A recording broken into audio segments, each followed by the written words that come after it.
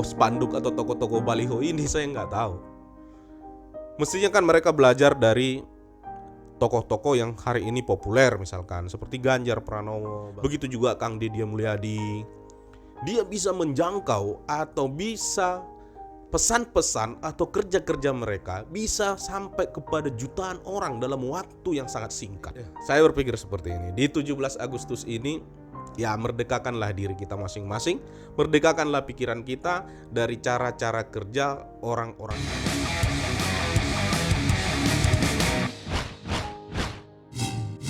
Selamat datang kembali di channel Satrio Bushido Library. Terima kasih buat teman-teman yang setia di channel ini.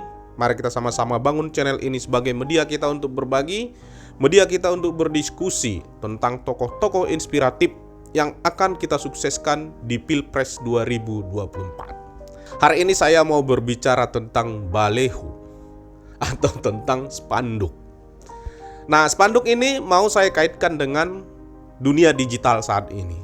Artinya, apa yang menjadi media publikasi untuk saat ini adalah dunia digital dan dunia non-digital. Non-digital dalam arti ya seperti spanduk misalkan yang bentuk fisik atau alat peraga istilahnya. Saya mau membahas tentang spanduk beberapa tokoh ini. Ada 4 tokoh yang menjadi perhatian saya tentang spanduk ini adalah Puan Maharani, Ketua DPR RI, Erlangga Hartarto, Ketua Partai Golkar dan Menteri Kabinet Jokowi, kemudian Muhaimin Iskandar, dan yang terakhir AHY. Nah, saya mau berbicara seperti ini. Cara mereka ini adalah cara yang sangat jadul menurut saya untuk mempublikasikan diri mereka dengan cara yang sangat jadul. Kenapa saya bilang jadul? Kalau misalkan spanduk-spanduk atau baliho-baliho yang bertebaran itu dijadikan sebagai penyampai pesan untuk tujuan politik atau ada pesan-pesan politik yang disampaikan, menurut saya itu nggak menyentuh grassroots. Kenapa saya bilang tidak menyentuh grassroots?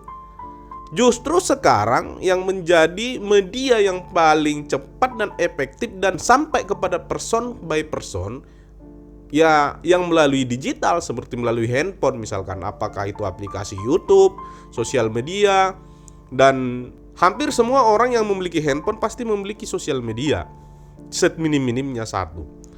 Nah, kalau misalkan spanduk tadi bertujuan untuk mempopulerkan seseorang atau mempopulerkan tokoh tersebut, saya rasa untuk zaman sekarang sudah nggak tren lagi. Dan nggak tren lagi dalam arti cara-cara lama, saya pikir seperti itu.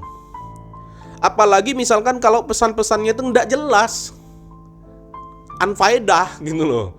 Seperti misalkan spanduk atau baleho Puan Maharani. Saya bukan membuli Puan Maharani, tapi saya mau melihat ini pekerjaan ini kok pekerjaan sia-sia banget gitu loh. Membuat spanduk banyak-banyak, baleho banyak-banyak, kemudian buat billboard gede-gede, tapi pesannya nggak jelas. Ya kan? Nggak jelasnya seperti ini. Nggak tahu ya, entah cuman saya yang nggak ngerti maksudnya itu. Dia bikin logo PDIP, kemudian kepak sayap kebinekaan, fotonya gede, terus di bawah Puan Maharani, Ketua DPR RI. Nah, itu sebenarnya pesannya apa? Masa kita disuruh mikir kepak sayap itu artinya apa gitu loh. Padahal kan tujuannya biar orang tahu, publik tahu. Mestinya kan pesan itu lugas, jelas, dan gampang dimaknai orang gitu. Kalau misalkan tujuannya ingin publikasi. Tapi ini kan tulis seperti itu, kita harus mikir lagi. Harus putar kepala lagi. Maksudnya apa sih? Kepak sayap kebinekaan. Sedangkan kadang-kadang bahasanya yang sudah jelas saja dan pemaknaannya gampang, itu kadang-kadang pesannya nggak nyampai. Ya mungkin saja orang-orangnya Puan atau orang-orang lingkarnya Puan ngerti maksudnya itu kepak sayap itu apa. Tapi rakyat kebanyakan kan nggak sempat mikir gitu loh. Apa ya maksudnya gitu. Mending misalkan walaupun saya nggak setuju dengan baleho-baleho atau sistem-sistem alat peraga seperti itu, misalnya kayak Erlangga Hartarto misalkan, Kerja untuk Indonesia Erlangga Hartarto 2024 misalkan. Jadi jelas konteksnya itu jelas. Berarti menuju 2024. Muhaimin Iskandar 2024. Jadi konteks-konteks itu ada konteks yang jelas dan tegas yang ada ditulis di baliho itu. Atau justru seperti AHY misalkan, AHY siap, siap mau jadi apapun yang penting siap. Artinya ada pesan yang bisa dimaknai secara mudah atau ada pesan yang secara gampang dicerna oleh masyarakat umum. Nah, kalau misalkan spanduk-spanduk itu atau baliho-baliho puan itu bertujuan untuk menaikkan elektabilitas atau menyampaikan pesan atau menyampaikan semacam mendeliver sebuah misi, menurut saya itu gagal. Dia sudah gagal dari praproduksi. Dari ide sudah gagal. Kenapa saya bilang sudah gagal dari ide? Karena memang isi atau pesan atau message yang ada dalam spanduk atau baliho itu tidak mudah dipahami oleh orang banyak. Atau bisa jadi ya kader-kader dia juga mungkin nggak terlalu paham kali ya apa artinya kepak sayap kebinekaan gitu. Ya kan? Ya mending ya terbuka. Kalau misalkan memang tujuannya untuk itu, untuk capres atau apalah atau cawapres lah, mending sekalian ditulis gitu. Ada yang tegas dan jelas dari isi-isi spanduk itu. Nah, tapi begini ya, saya mau kembali menyatakan seperti ini. Bagaimana antara dunia digital dengan dunia non-digital dalam publikasi sekarang ini memang sudah sangat jauh berbeda.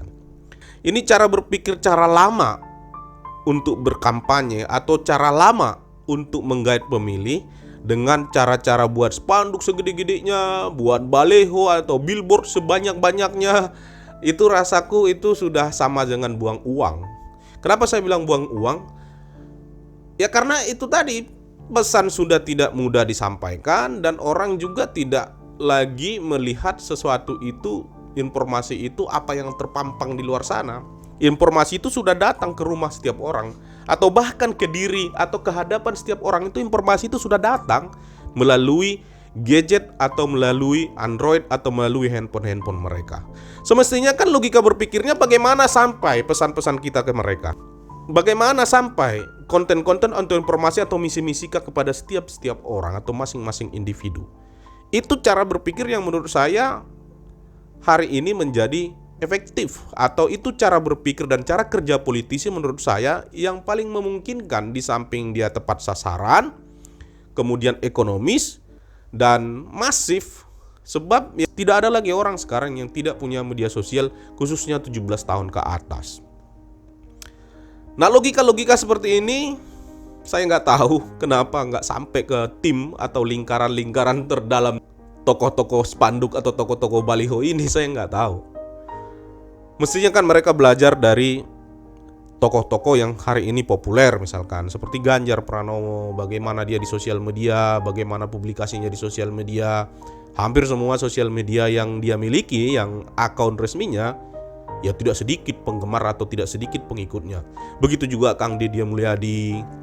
Dia bisa menjangkau atau bisa pesan-pesan atau kerja-kerja mereka bisa sampai kepada jutaan orang dalam waktu yang sangat singkat. Itu logika yang menurut saya itu sekarang menjadi logika yang paling tepat. Jadi kalau ada misalkan calon nanti di 2004 yang tidak melek teknologi, atau ada calon misalkan yang ngotot pengen jadi capres, cawapres tapi tidak terkenal di sosial media, tidak tahu seperti apa sosial media, bisa disangsikan. Ini caranya untuk dapat suara itu bisa diragukan tuh. Ya kan? Nah, itu makanya saya berpikir seperti ini ya.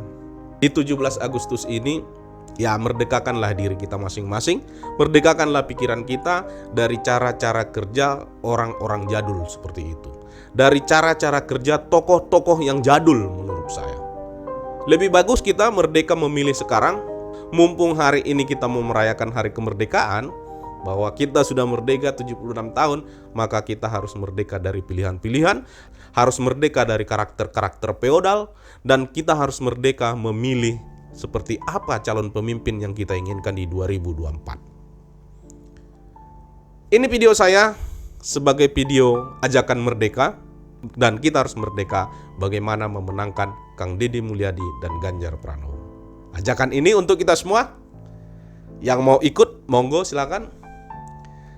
Tapi kalau juga nggak ikut, ya silakan ikuti orang jadul-jadul itu. Tapi ya saya yakin teman-teman yang ada di subscriber Satrio Bushido Library bukan pengikut cara-cara orang jadul. Terima kasih, sampai bertemu kembali. Video singkat ini sebagai anjuran buat kita agar kemerdekaan berpikir untuk menentukan masa depan bangsa ini adalah kemerdekaan menentukan siapa tokoh-tokoh yang layak memimpin kita di 2024. Jawabannya siapa? Lihat video-video saya sebelumnya. Terima kasih, sampai bertemu kembali. Ces Merdeka!